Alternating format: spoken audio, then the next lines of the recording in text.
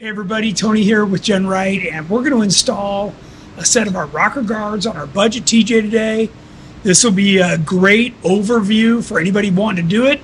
It'll let you cover all the steps, and you can follow along and see how easy it is.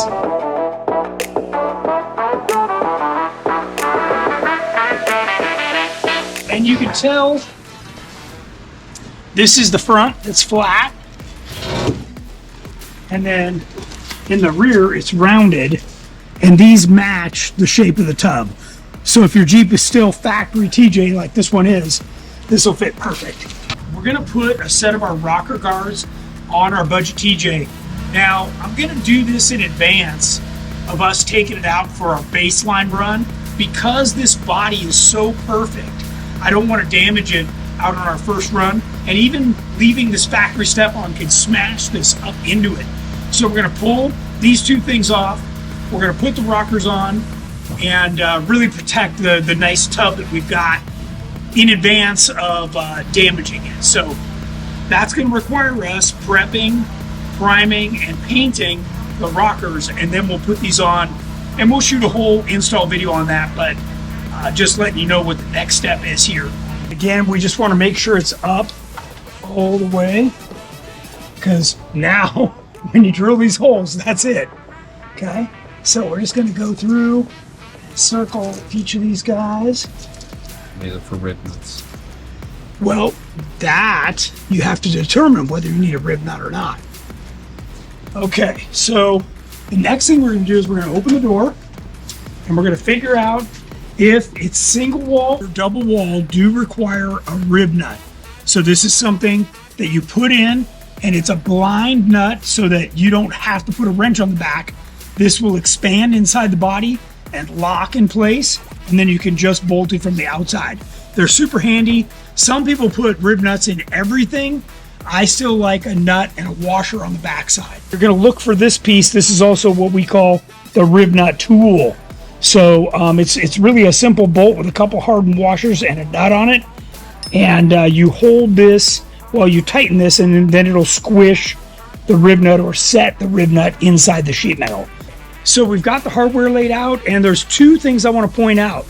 We got the optional rocker guard backing plates. These go on the inside in place of a washer. And this adds a bunch of strength because these are as thick as the rockers. So it actually sandwiches the sheet metal in the tub between the rocker and this piece, and helps, it adds a lot of strength to it. So those are super handy. The other thing I want to note is all of the bolts and washers are stainless steel. The nuts are nylocks. You don't want stainless steel nylocks as well as a stainless steel bolt, or they'll seize. So only one of them can be stainless. So we chose the bolts because that also has a nice finish on the outside. We chose a flush bolt, and it won't rust. So that's a nice look. On the bottom, there'll be some spacers and large washers that bolt up to the floor, because you don't just bolt this outside piece, you got to bolt the bottom too, where this, every time you hit something, this thing will try and wiggle back and forth, and it'll eventually damage this part of the body if it's not bolted to the bottom. All right, basic tools. So we've got a pilot drill, but we're actually going to drill the holes with a unibit, because a drill tends to catch the sheet metal and pull itself in, which will damage it, and it'll make the sheet metal really uneven. So a unibit is the way to go. We've got a couple of wrenches so that we can hold the nuts on the back side. We've got a ratchet with the proper size socket, the right size Allen wrench and bit, just like we always recommend in our instructions.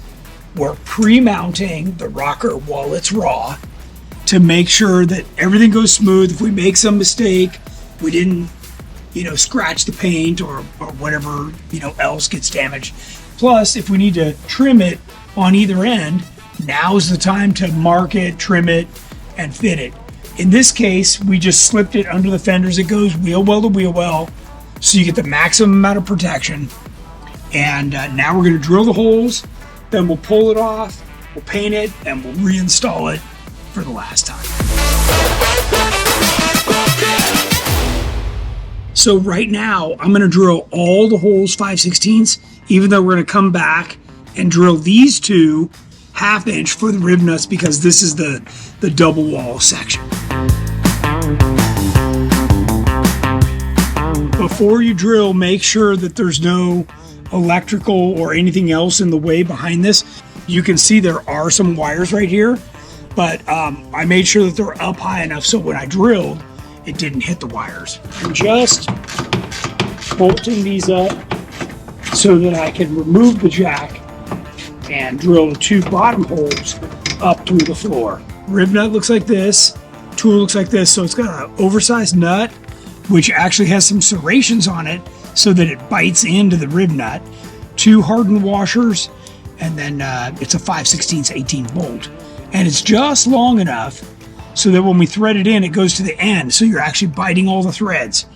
Then you under drill the hole just a little bit, and then you pound this in without getting your finger. There you go.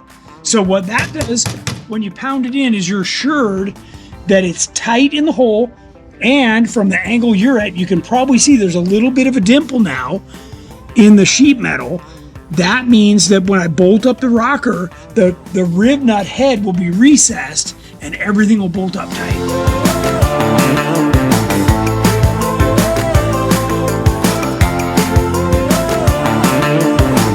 Okay, so we put 2 rib nuts here and here where it was double wall blind. Then the rest of them drilled through. We put our rocker guard backing plate on to sandwich this whole thing together. And then we put the 2 bolts in from the bottoms. So it gives you all the protection. If you fall off something, you've got protection, front and rear. You've got the dimple die step, which is conveniently located right in the forward section of the door. You don't need it back here where the seat is. You need it right here where you go to get in and out. And last but not least, this bolt pattern is exactly the same. So down the road, when we stretch this to an LJ, I can just get the longer version of this rocker and it will bolt on right through the same hole. Real upgrade on this thing was to install some rocker guards. We're going to go ahead and pull these off now, get them painted, and then reinstall them.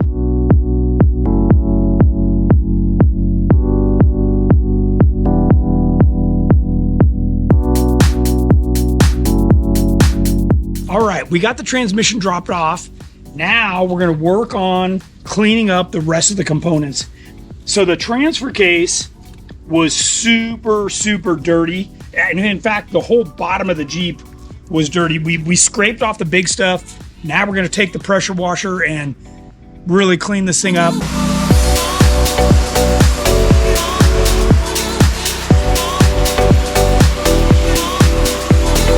The other part was this thing was completely dry on oil. So now I'm obligated to take it apart and see if there's anything wrong on the inside. Before we pulled it, we went to drain it and there was nothing in it. That was not a good sign. So these things are pretty tough. I thought, well, let's not get crazy about this. We freshened up everything else. Then we brought this in and started tearing it down. Initially, we took off, you start at the back, right? You take off the slip yoke eliminator, which is the rear end side of the transfer case. And we just started disassembling things. As we got into it, we found this. There's a big magnet that's lodged in the aluminum case, and it collects anything that comes off in the transfer case, right? And just through normal wear and tear, because it's got a chain inside and bearings, right? So things just come apart or deteriorate, I should say. Now, what was worse was we found these parts. These are thrust washers that go inside your planetary gear. So it keeps this from moving around. This is what I was really worried about. These gears, when you go about 30 miles an hour in low range, these are going almost the speed of sound. They are really hauling. So to not have lube inside here is a bad deal. Now, in addition to that, we found that it ate this fork. So this is the shift fork that moves this collar from high to low. Well, this is supposed to have these nice little Teflon pads inside here that run inside this, but you can see when it ran dry, it just melted. So that was a very bad sign, and that was a big chunk of what was sitting over here. These are what's left of those little pads. On the other fork, you could see the pads survived, but they were moved because they got dry and it grabbed them and moved them. But you could almost reuse this, but you can see it's coming apart, and you could buy replacements of these things. Everything else, the bearings are okay. They're a little notchy. We're not going to reuse this. This is too far gone. At first, I was thinking, we'll just throw some synthetic in this thing and run it. But I do have replacement parts for these, so I could put this back together. But I do happen to have an extra 231, so I think I'm just going to use that one and get our baseline run done. And then I think eventually, I know eventually this will get an Atlas, and that'll be a much better upgrade for this, especially after we get the transmission back in a couple weeks. That's really going to be a built transmission, so to put an Atlas behind that would just be the ideal setup. Plus, I wasn't able to go as low of gears as I wanted on that. I'd prefer to go 513. Those are 488s, not far off. But with an Atlas, it's a little bit lower ratio than this 231 transfer case, which is a 272, 2.72 ratio. So with an Atlas, I can go 4.3. So it'll help me get a lower gears for crawling, and that'll work out even better. So as it turns out, to recap, this transfer case, total loss. The only thing it's good for is maybe some spare parts, but we're not going to use it in this.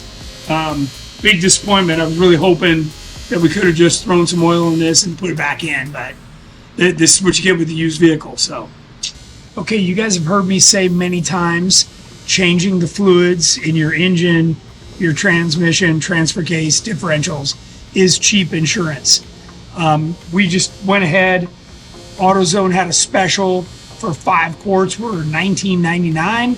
So given this is the budget TJ, we're going ahead and refilling everything with this. In this case is a high mileage synthetic, which is perfect for this engine, and just freshen everything up. Make sure it's good to start with at least.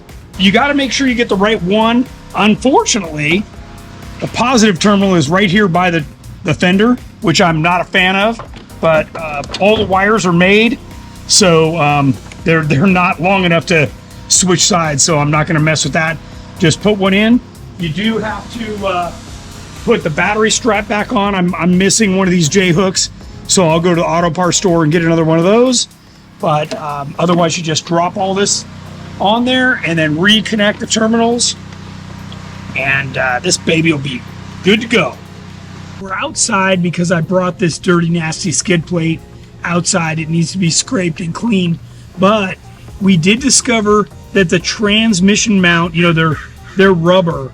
So rubber bonds to 2 pieces of metal, which isolates this and gives you less vibration while you're driving. Well, this one is torn, and the only thing holding it together is the emergency piece of metal here, but it is completely gone. We also noticed the same thing on the engine mounts. So there's going to be 2 additional things that we need to buy and replace. They're going to add to our budget as well. I am keeping an accurate list of everything I'm doing, right down to I had to buy some new J-bolts for the battery tie down. I was missing one, and this one's kind of nasty. So even though they were only $7.49, I'm still keeping track of everything to give you guys an accurate total of what we're really spending on this thing. And I should mention, I could go back to the junkyard and get another J-bolt, I could go back to the junkyard and get another transfer case. Those 231s are dime a dozen and they're very inexpensive. But some of what I'm doing is just to save myself time.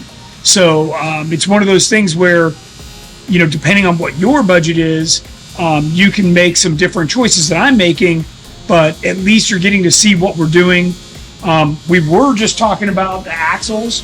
You know, we could have, if this Jeep had come with a 44 in the rear, we could have just gotten a 44 to put in the front, but then we would have been faced with re-gearing them, putting lockers in. You know, there would have been some other expenses where you get to a set of axles like this pretty quickly. Now, these axles also came with much bigger brakes. They're wider, so now when I go to a 17-inch wheel, I can go to something with more back set, where right now on the stock axles, they've actually got wheel spacers, which isn't good. That really increases your scrub radius. I notice the tires are already hitting the frame and the control arms and everything when you turn. So for us, this was a good choice. Now, for you guys, you know, locally, you know, maybe it's a set of JK44s. In this case, I happen to get, you know, Rubicon 392 Recon axles that have the 488 gears and the lockers and the full float. So this was really a score, and it was an easy decision for me. There is going to be a lot of work. I got to, you know, cut off spring buckets and move some stuff around. But in the end, it's really going to be a nice setup as long as this stays on 37s. Down the road, of course, we plan to progress this thing onto even bigger and better things, including our TJ to LJ stretch kit, and then eventually change out this high mileage motor, probably with some kind of a V8. So you're going to want to stay tuned. We have a lot of good stuff coming up.